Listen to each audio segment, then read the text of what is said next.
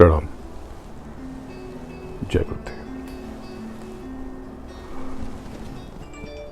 आज पूर्णिमा है। पूर्णिमा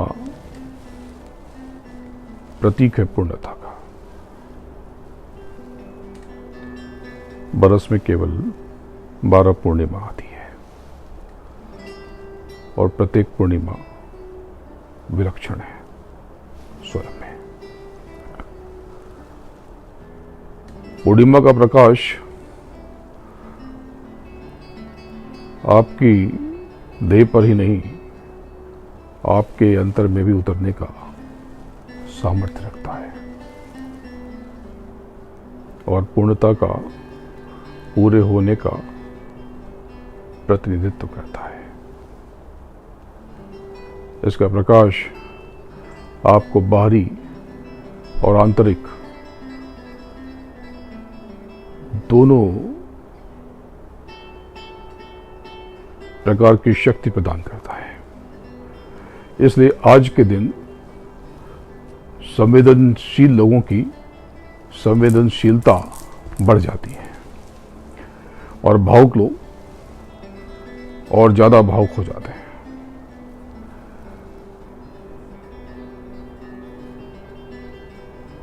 समुद्र के जल में ज्वार भाटा आज के दिन आता है। आज के दिन समंदर में बड़ी बड़ी लहरें उठती हैं।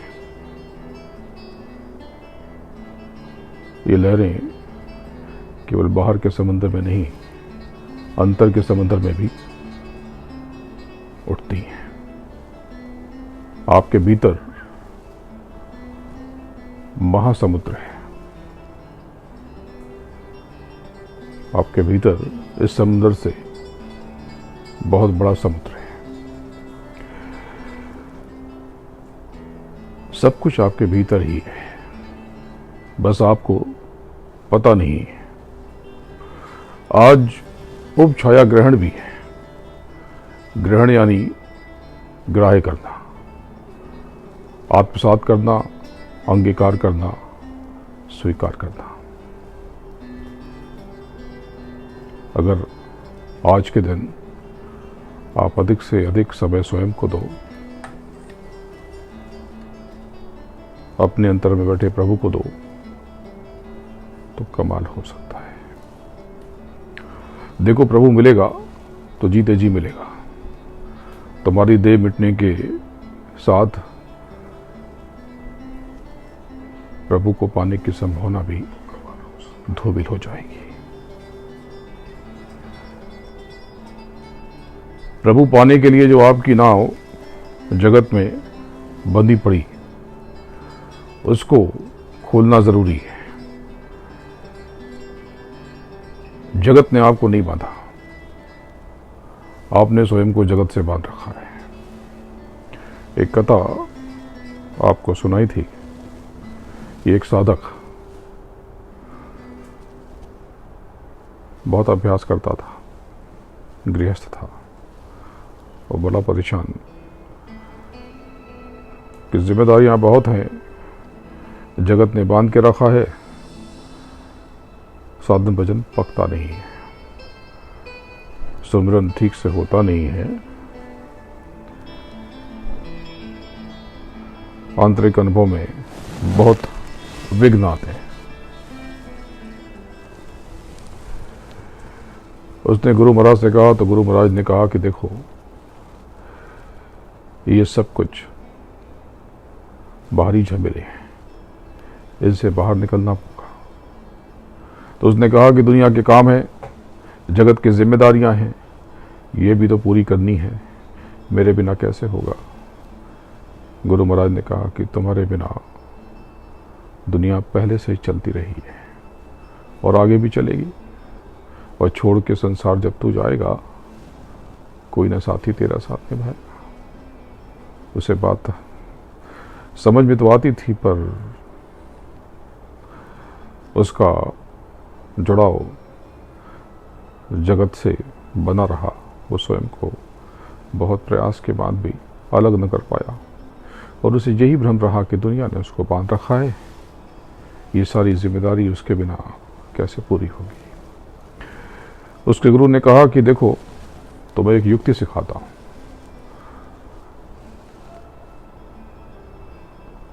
तुम्हारे बिना क्या काम हो सकते हैं, क्या नहीं हो सकते, ये तुम्हें लगता है, पर दुनिया को क्या लगता है ये बिल्कुल भिन्न है। उन्होंने कान में एक उपाय बताया। उसने थोड़ा अभ्यास किया प्राणायाम का, सांस रोकने की कला सीख ली, और एक दिन वो सांस रोक करके गिर पड़ा। घर वालों ने देखा, कह रही ये तो सांस नहीं चल रही। जांच पड़ताल हुई तो घोषित कर दिया कि लगता है कि मर गया। अब रोना पीटना शुरू। गुरु महाराज अंदर इसकी देह जो ठंडी थी, गिरी पड़ी थी, उसको लिटाया चादर पे, और गुरु महाराज ने आंख बंद करने का अभिनय किया और कहा, देखो इसकी देह अभी अभी छूटी है तो मैं इसको जिंदा कर देता हूं। पर अभी यमदूत आए तो उनको तो कुछ चाहिए, तो अगर तुम में से कोई भी अपनी जान अगर दे दे तो उस जान के बदले इसकी जान लौट आएगी। क्योंकि उसकी पत्नी विलाप कर रही थी कि तुम्हारे बिना जी न सकूंगी, मुझे भी ले जाते।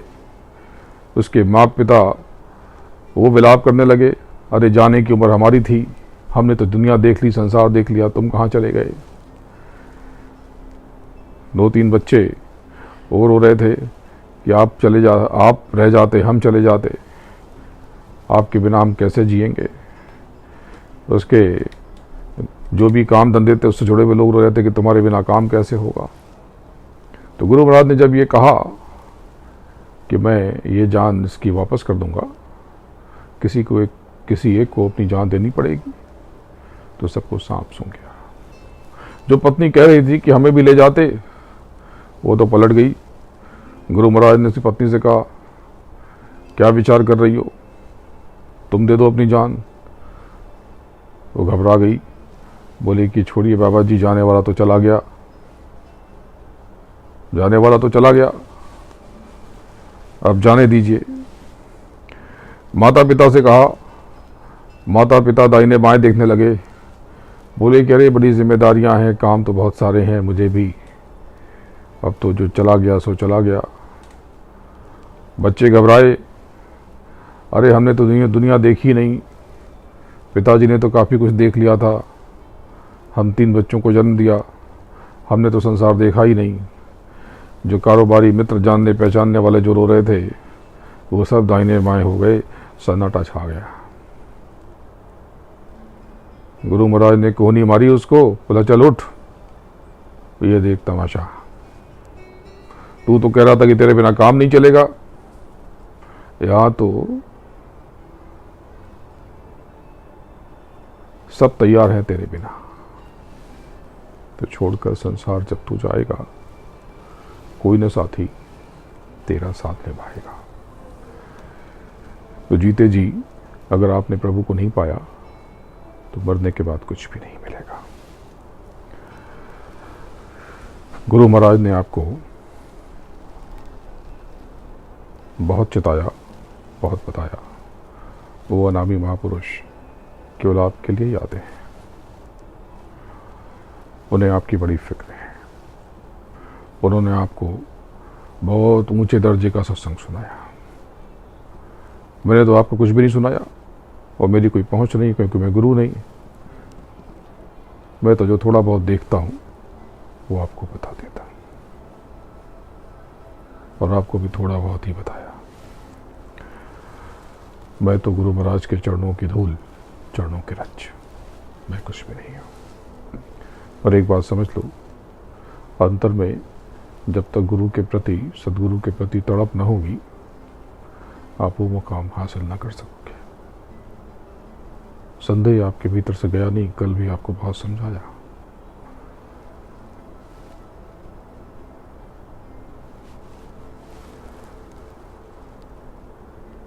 आपको ऊपर ब्रह्म तक का काफी कुछ खोल कर बता दिया। अब आज जरा कान खोलकर और आंखें बंद करके ध्यान से सुनना। जब वाणी को कानों से ग्रहण करना तो ध्यान ऊपर चढ़ा लेना।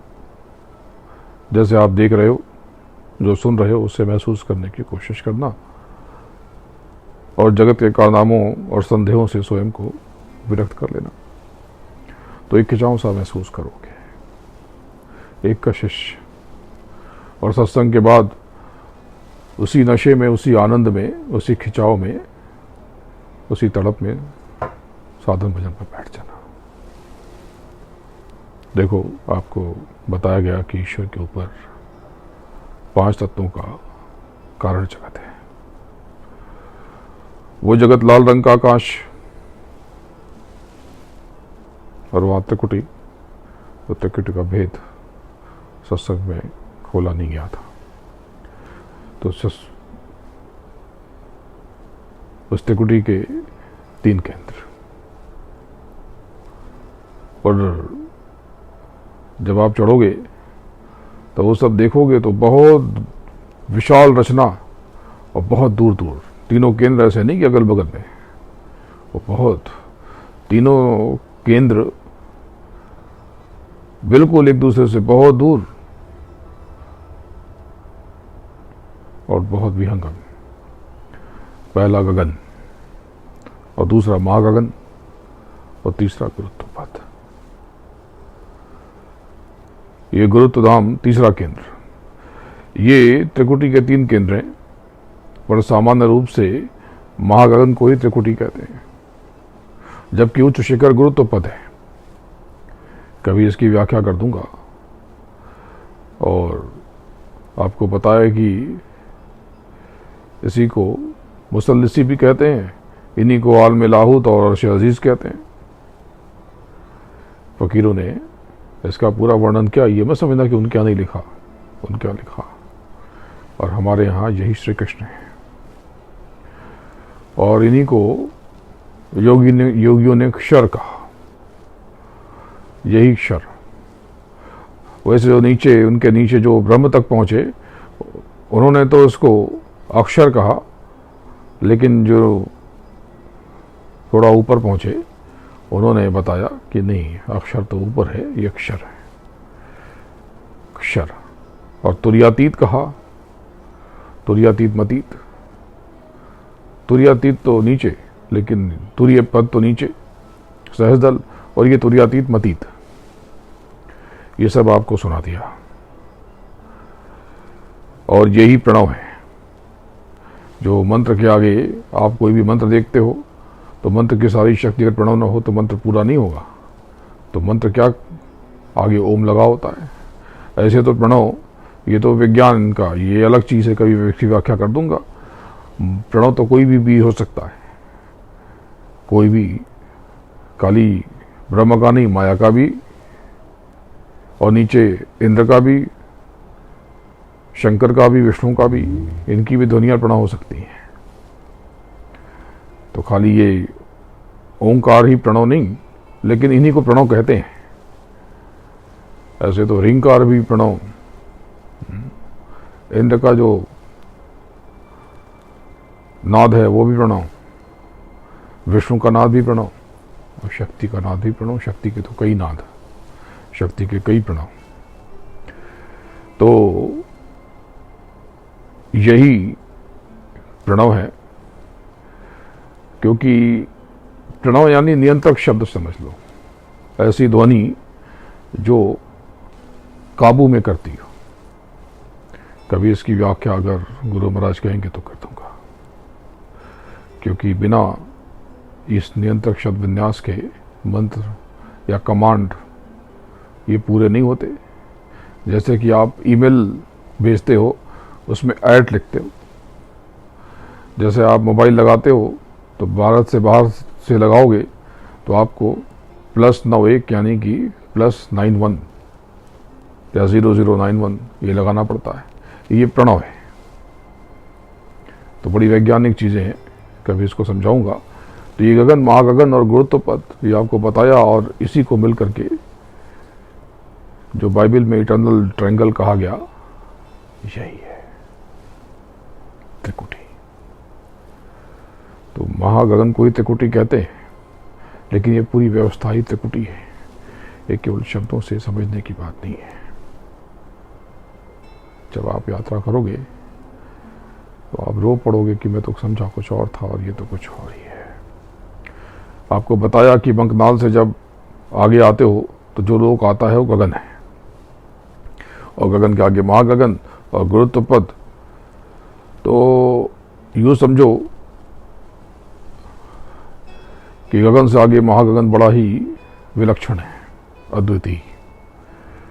वहाँ पर लाल रंग का आकाश, और ऐसा अनोखा लाल रंग कि ऐसा लाल रंग, ऐसी लालिमा तो कहीं नहीं है, कहीं भी नहीं है। और त्रिकुटी के 3 कंद, तो यूँ समझो कि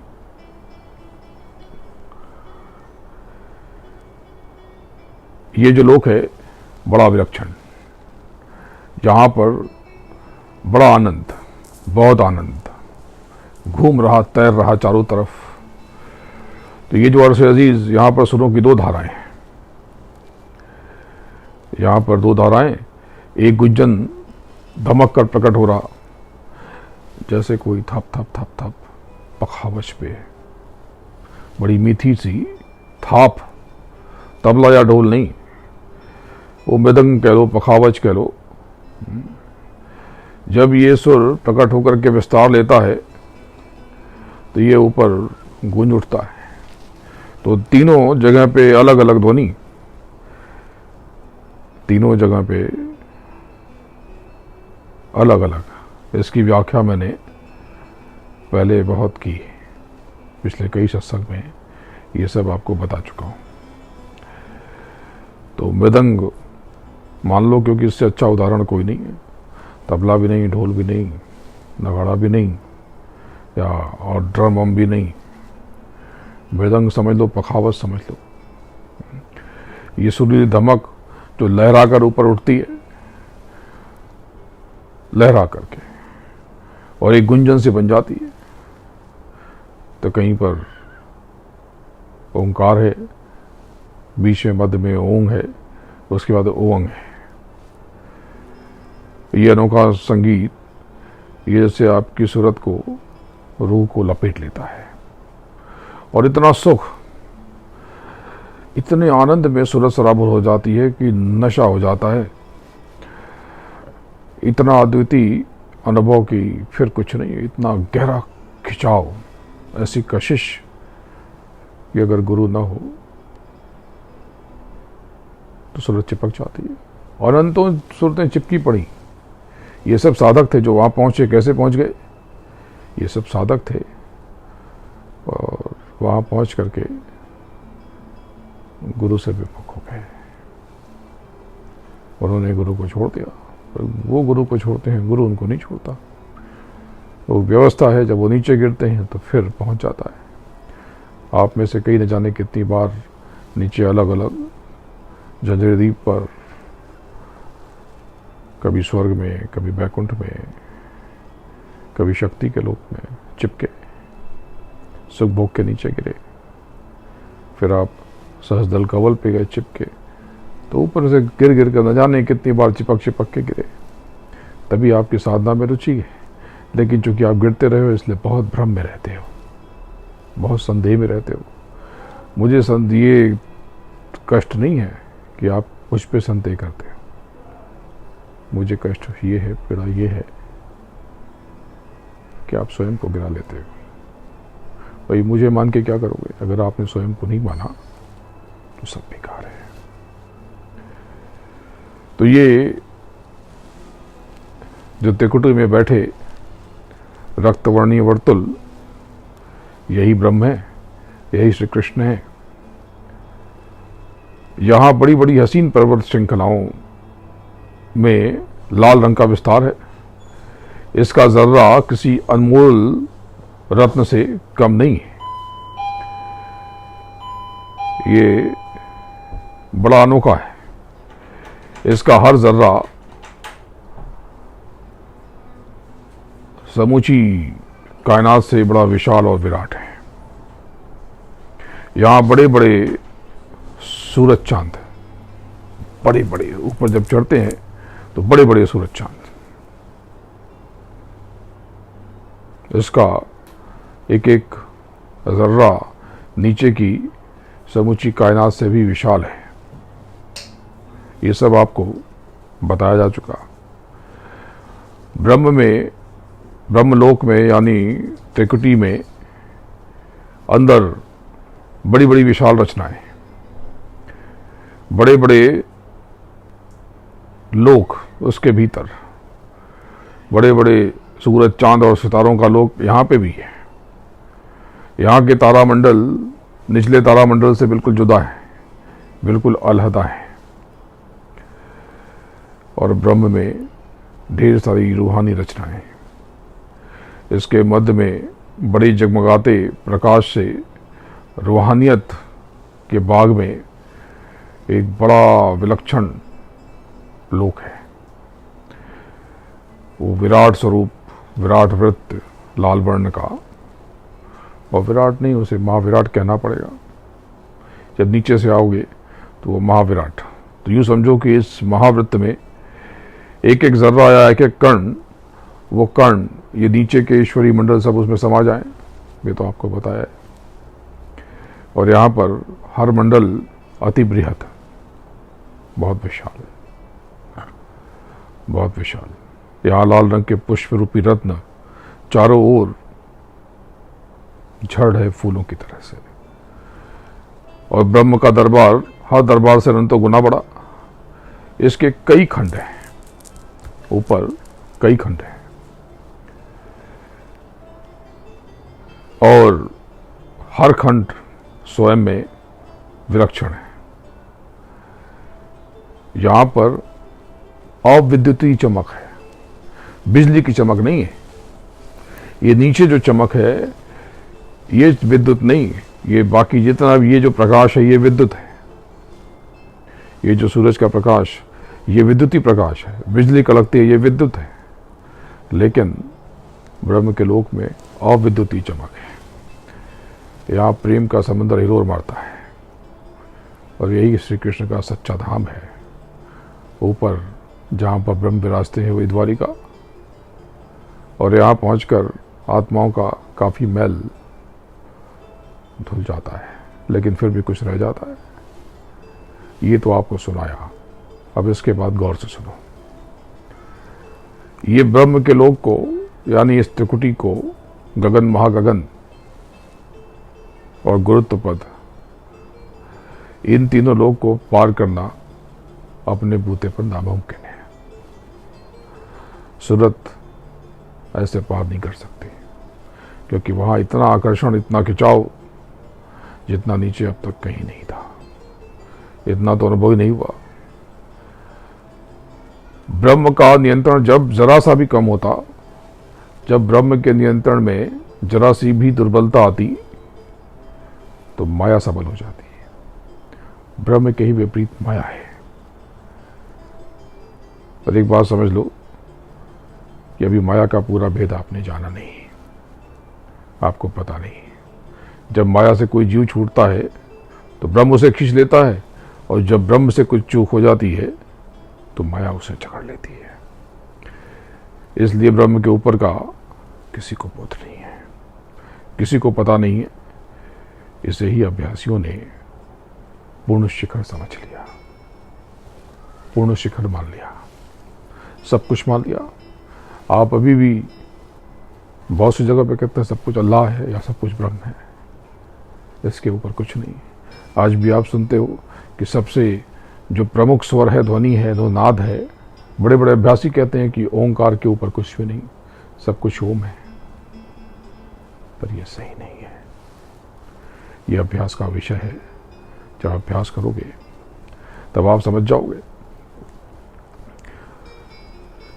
जबकि संतों ने बताया है कि ऊपर मालिक है, सत्य है, सार है, और वही पूर्ण ब्रह्म है।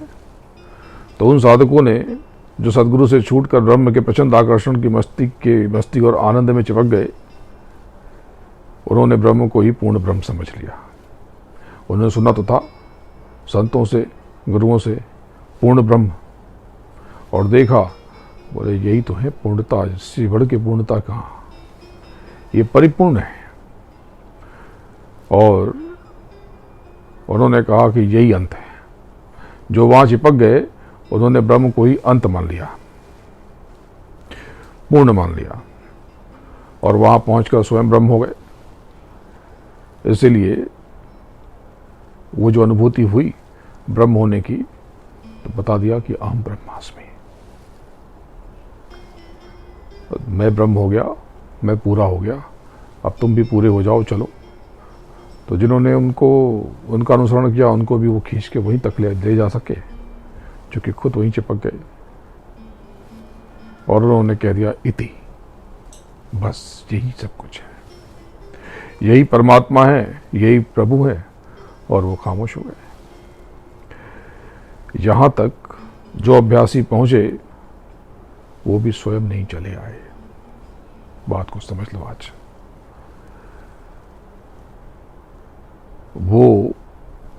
उन्होंने साधना तो की, बड़ी कठिन साधना की, लेकिन साधना के साथ गुरु की मेहर मिली, तब वो वहां तक पहुंचे। केवल साधना वे करते रहते बिना गुरु के मेहर के, तो कहीं नीचे ही चिपक जाते। पहले तो भूल भरम के पर्दे से ही बाहर ना आ पाते, संदेह करते, न जाने क्या क्या करते, अभिमान कर लेते, कुछ पाने का गुरु, कहते मेरी साधना अच्छी। आज भी बहुत से लोग हैं, पाया कुछ नहीं, कहते मैं तो 6-6 घंटा बैठता हूँ, 10-10 घंटा बैठता हूँ, मैं तो बड़ा अभ्यासी हूँ। उनके घर वाले प्रचार कर देते हैं, कह रहे ये तो बहुत अभ्यास करते हैं। अभ्यास, समय देना जरूरी है, लेकिन समय अंदर भाव भी जरूरी है, समर्पण भी बहुत जरूरी है। अगर दम्भ आ गया, घमंड आ गया, संदेह आ गया, तो सब उलट पुलट हो गया। जैसे किसी बच्चे ने 50 पेज 100 पन्ने लिख डाले, लेकिन गलत लिख दिया, अब वो फेल हो गया, तो वो ये तो यही कहता है कि मैंने तो बहुत लिखा, मैं तो लिखता था, मैं तो घंटों घंटों में लिख करके आया, सारे इम्तहान में पूरे 3 घंटे लिख करके आया, और घर में भी मैं बहुत पढ़ता रहा। बहुत से लोग कहते हैं बहुत पढ़ता है मेरा बच्चा, फिर भी फेल हो गया, स्कूल की पढ़ाई अच्छी नहीं है, नहीं, उसकी एकाग्रता अच्छी नहीं है, उसने अपनी डोर को कहीं और बांध लिया। तो गुरु की मेहर बहुत जरूरी। गुरु की दया केवल गुरु मुक्ता और साधन भजन से ही हो सकती है। बाहरी अभिनय और आकर्षण गुरु के किसी काम का नहीं है। अगर आप गुरु को पाना चाहते हो तो प्रेम से पा सकते हो, तड़प से, किसी दिखावे से नहीं, अभिनय करके नहीं, अंदर पूरे समर्पण से आप गुरु को पा सकते हो।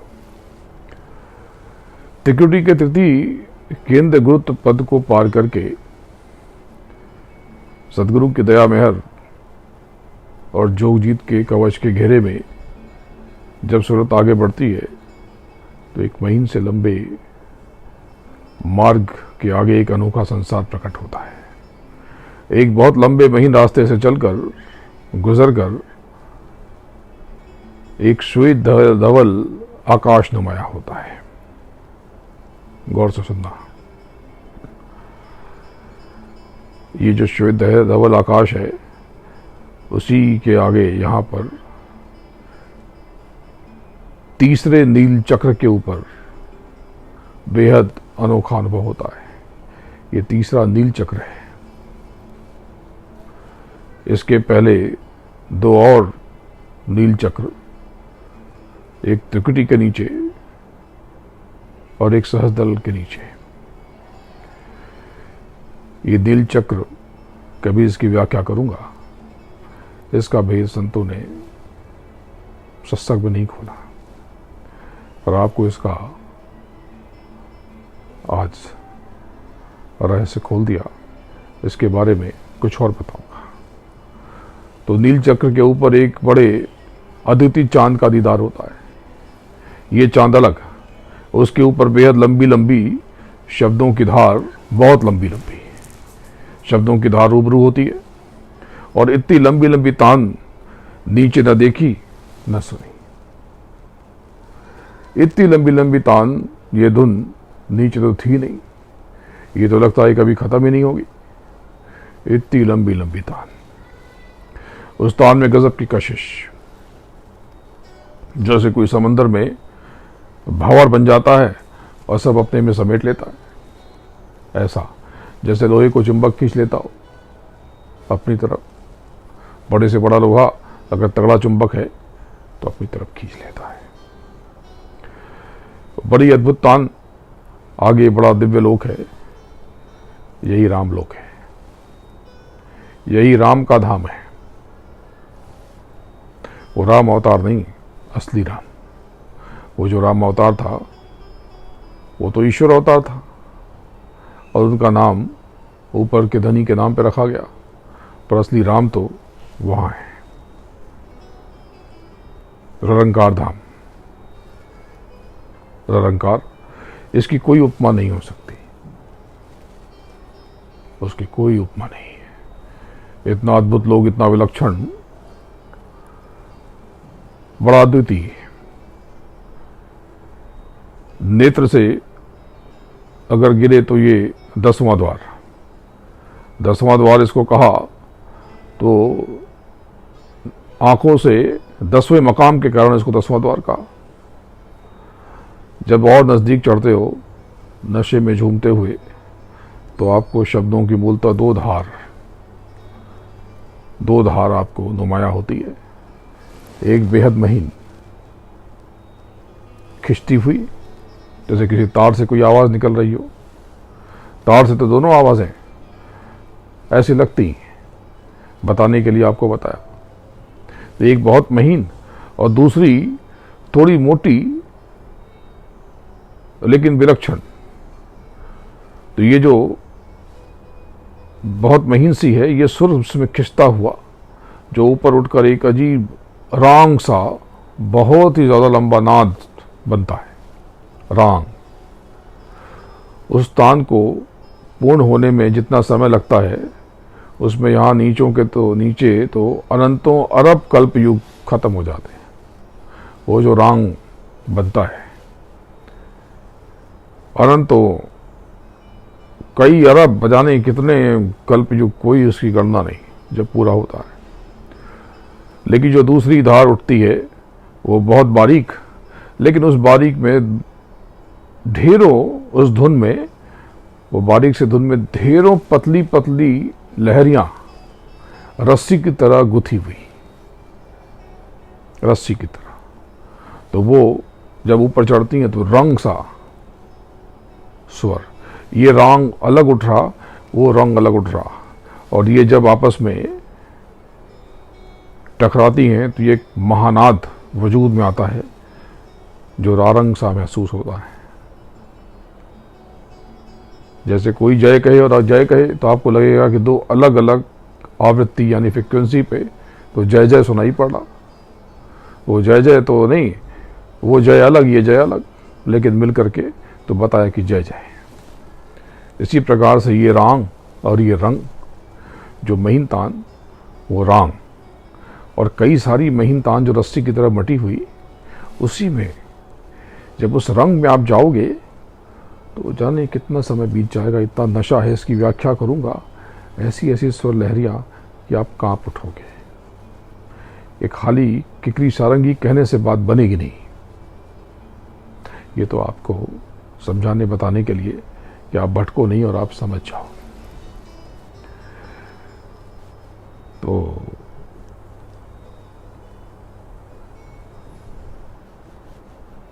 इसका जो प्राकट्य लोक, यही निरंकार धाम है, और यही 10वां द्वार है,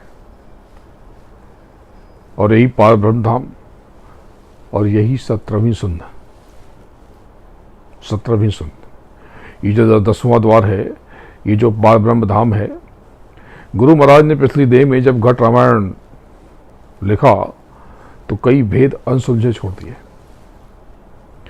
उसमें 22 सुन्नों का गुप्त वर्णन, तो मैंने तो आपको उस 22 सुन्नों का बखान कर दिया। गुरु महाराज ने कहा कि इनको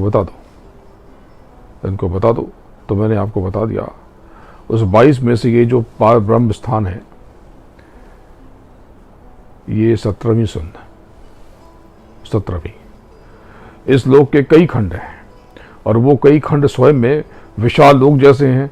वहां बिना सीप के बड़े बड़े विशाल मुक्ता यानी मोती, विशाल मोती, बड़े चमकदार और विशाल, ये धरती आकाश से बड़े बड़े कई सारे मोती, ये धरती आकाश से बड़े बड़े और इतने नरम, इतनी चमक, इतनी कशिश, इसकी व्याख्या नहीं हो सकती, शब्द नहीं है। मैं सब खोल देना चाहता हूं, लेकिन उसका वर्णन बड़ा मुश्किल है। ये बड़े अद्भुत, नर्म, सुगंधित और विहंगम, ये लोग बहुत ऊंचा और अति सुंदर। यहां दोनों ध्वनियों के मंथन की मस्ती जैसे नशे में झूम उठे कोई, और उसी तरह से आत्माएं वहां पर, रूहें, सुरतें वहां मस्त हैं, एकदम मस्त। यहां पहुंच करके सूरत की बहुत सारी गंदगी, बहुत सारा मैल खत्म हो जाता है, बहुत सारा मैल खत्म हो जाता है। और सूरत का सीता स्वरूप यहीं पर उभर कर आता है।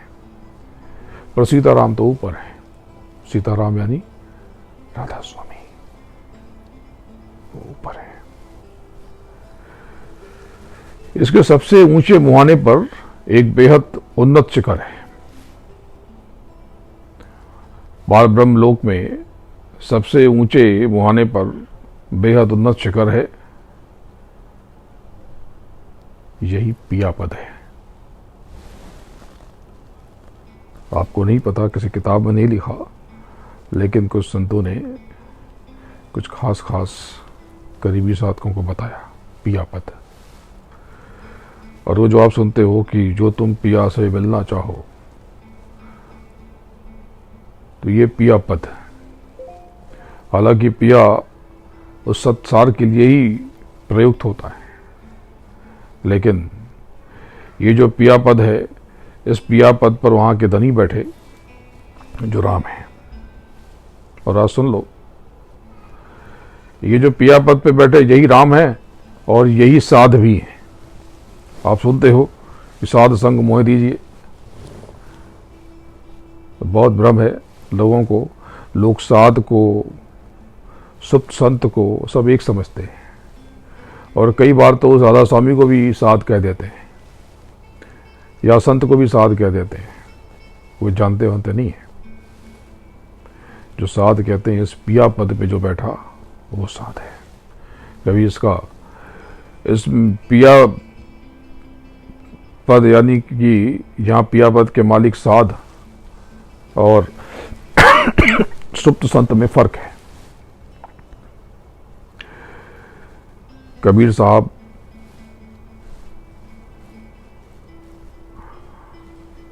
सुप्त संत, जोगजीत, मैंने ये भेद खोल दिया था आपको। खोलना तो बहुत कुछ चाहता हूं, पर जुबान चिपक जाती है। आप बैठो तो सब जान जाओ। तो यही पियापद है और यही साध भी है, यही पार ब्रह्म भी। कुछ कुछ फकीरों ने इन्हीं को अल्लाह ताला कहा, नीचे अल्लाह का और इनको अल्लाह ताला का। लोग समझते हैं कि अल्लाह को सम्मान से अल्लाह ताला का, नहीं, कुछ फकीरों ने साफ साफ कहा ये जो अल्लाह है वो तो रक्त वर्ण का, लेकिन वो जो अल्लाह ताला वो श्वेत। आपने देखा होगा जब वो हज करने जाते हैं तो सफ़ेद कपड़े पहन के जाते हैं, और बहुत से तो बाल भी मुंडन कर लेते हैं। तो उनकी बहुत सारी चीज़ें हमारे रूहानी यानी आध्यात्मिक ज्ञान से मिलती है, भले न माने। देखो, सारे धर्म और मज़हब एक ही बात कहते हैं। ये दीवार तो हमने उठाई है, पर इस पे अभी कुछ नहीं कहूँगा। तो वही कुछ संतों ने उन्हीं को अल्लाह ताला कहा, और बड़ी सलोनी सी सूरत उनकी। बिल्कुल किसी महावर्तुल की तरह, बेहद श्वेत धवल, बेहद स्निग्ध, बेहद पवित्र। ये जो आज का पूर्णमासी का चांद है, ये चांद तो मटमैला है, लेकिन उस राम में तो बहुत सफेदी, उनमें तो बला का श्वेत धवल प्रकाश है, बला का। बड़ा अद्भुत। आप अब तक जिसे सबसे साफ और सबसे श्वेत समझ के बैठे थे, वो सफेदी उस राम की सफेदी के आगे मलिन है। ये जो सबसे सफेद, अगर ये सबसे सफेद है, तो उस राम की सफेदी के आगे ये सफेदी तो एकदम कालिक समझ लो, गंदा। इतना सफेद, अवर्णनीय है, उसका वर्णन नहीं हो सकता।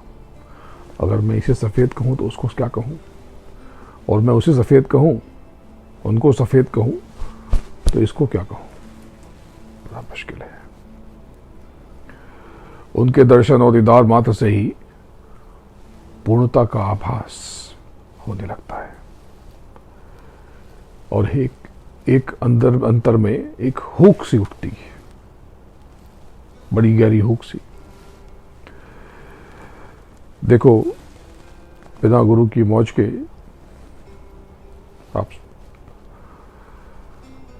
ऊपर की यात्रा आपकी पूरी नहीं हो पाएगी। गुरु का मतलब देह नहीं, गुरु ही आपको पार करेगा, अन्यथा आप तो फंसे रह जाओगे। आप नीचे के बुलवरम के पर्दे में ही फंसे रह गए। अरे वो तो ये कहते हैं, गुरु महाराज ये कहते हैं, किताबों में ये लिखा, आप तो ये कहते हैं। अरे आप मेरी बात जाने दो, अपने अंतर में उतरो। आपको ये मौका मिला, अन्यथा आप जीती भी बाजी हार जाओगे। अगर देह में गुरु को खोजोगे तो मुश्किल होगी। मैं गुरु नहीं हूं, लेकिन आज देह में हूं, कल लुप्त हो जाऊंगा। हाथ मलोगे फिर तो गुरु की तलाश अंतर में करो।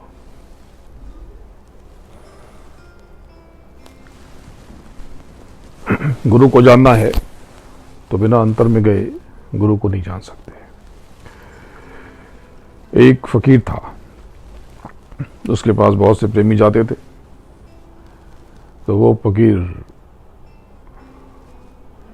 अपने मस्ती में मस्त रहता था। एक प्रेमी ने उसको आमंत्रण दिया कि सरकार घर चले आप। बोले ठीक है, कल मैं आऊंगा, तुम चलो। दूसरे दिन वो इंतजार करता रहा। कई लोग बगल से गुजरे, इधर देखे उधर देखे। एक कोई यात्रा जा रही थी, वो यहां वहां देखने लगा। बगल से एक कुत्ता निकला, वो अंदर घुसने लगा, उसने उसको 2 लात मारी। इधर उधर देखता रहा, बड़ा दुखी हो गया। उसने प्रसाद भोजन का भी प्रबंध किया, पर वो फकीर कहीं नजर ना आया। बड़ा निराश हो गया, उदास हो गया। फिर पहुंचा उनके पास कि बाबा, मैं तो आपका बड़ा इंतजार करता रहा, आप आए नहीं। बोले मैं तो आया था, तुमने घुसने नहीं दिया। बोले अरे कैसी बात करते हैं आप, कहाँ चले गए थे? मैं तो आपका इंतजार करता रहा। अरे बोला मैं आया था, मैं अंदर घुस भी रहा था, तूने 2 लात मारी, ये देख निशान पड़े। अब वो घबरा गया, उसने 2 लात तो कुत्ते को मारी थी।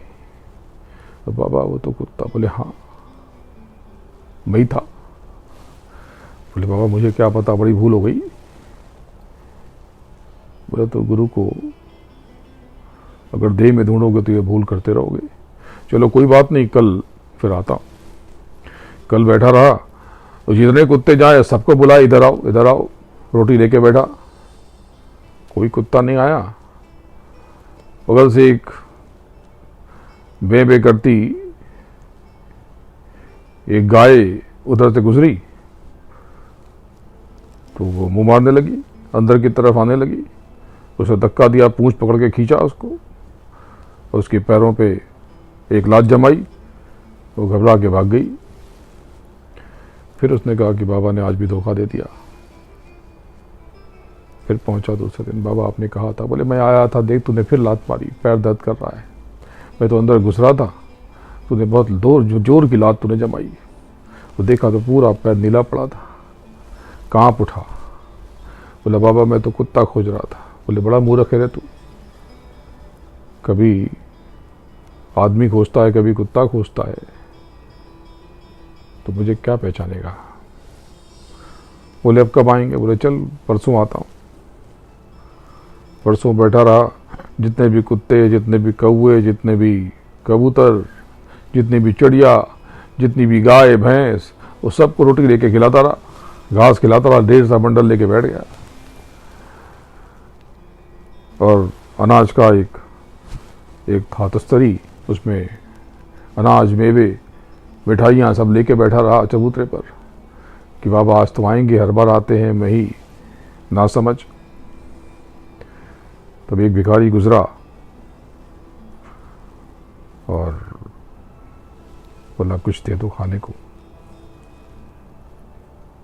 अंदर जाने लगा, डंडा लेके उसने बीच में लगा दिया। बोला अंदर घुसना नहीं। बोला कुछ तो दे दो, तुम्हारे दरवाजे आया हूं, खाली हाथ भेजोगे। तो उसने देखा जो फल रखे हुए थे उसमें से घुमाया, एक फल देखा सड़ा हुआ था आधा, वो फल उठा के उसने उसको दे दिया। बोले चलो जाओ। उसने फल घुमाया, वो भिक्षु चला गया। बड़ा उदास हो गया कि बाबा आज भी नहीं आए।